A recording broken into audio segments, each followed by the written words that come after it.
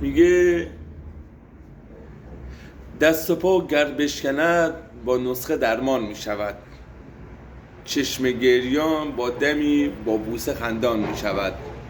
ای خدا هرگز نمینم بشکنی قلب کسی، دل شکسته باطنش از ریشه ویران میشود.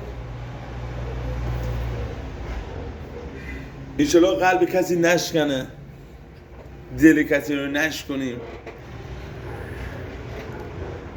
امیدوارم به لطف پروردگار، به لطف اون بالایی که شامل حال بنده شد، همیشه برکت تو مسیر زندگیم هر روز داره زیادتر میشه. من یه ایزوگام کار هستم. بعد از ایزوگام عاشق طبیعت هستم، عاشق کشاورزی کردن هم هستم. به لطف خدا شامل حال من شد، همیشه سالم تندرست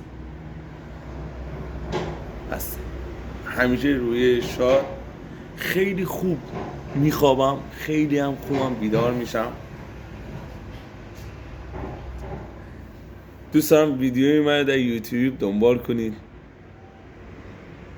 من رو معرفی کنید به دوستانتون.